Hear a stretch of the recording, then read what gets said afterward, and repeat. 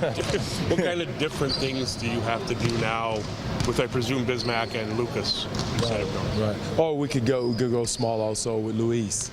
That's something we worked on today.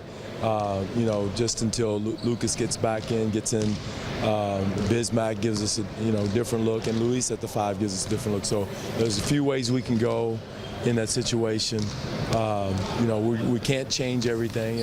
The good thing about it, Luis has been getting runs at the 5. Lucas already knows what we're doing, and Bismack already knows. So just distributing those minutes is going to be important, how we distribute them. If another team goes small, who we have in there. So there's different things we can do, but we just can't change all of our sets and all of our defensive schemes. You see Luis with Patrick? Yeah, there's Luis with Luis is very versatile. Patrick, DeMar Carroll at the 4.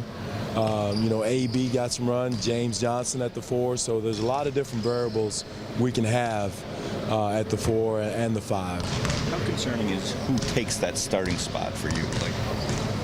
It's not concerning who starts, it's who finishes. I think that's the most important thing.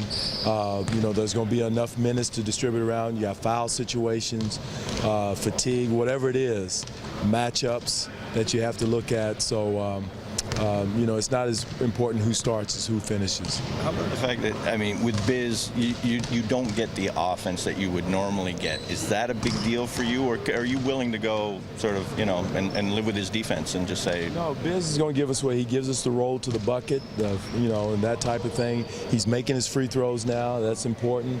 So, no, it's not a concern. We got enough.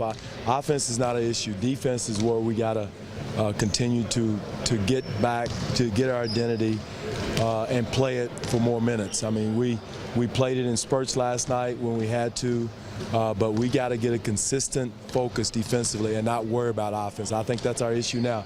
Everybody's worried about shots and touches and all that and who's finishing up. It's about who's going to guard their position, cover their responsibility in the pick and roll, do what they're supposed to do in a blitz situation.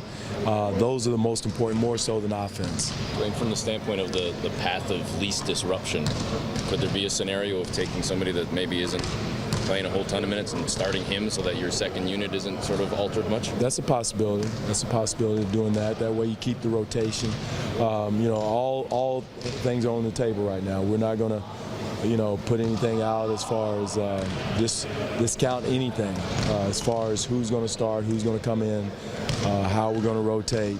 We're still a work in progress on that. Has there been any kind of diagnosis yet, or any, in terms of how long you should anticipate? I don't think there's a timetable, on it.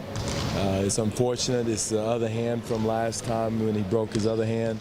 The good thing, the positive out of it, he'll come back fresh when everybody's kind of going downhill.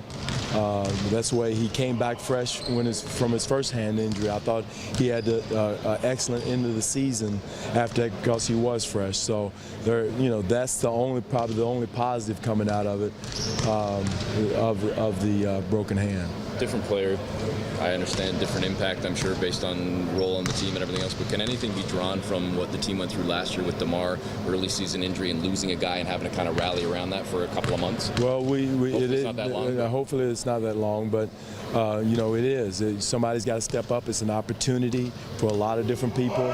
Lucas coming out of the D-League, there's going to be some minutes for him at some point.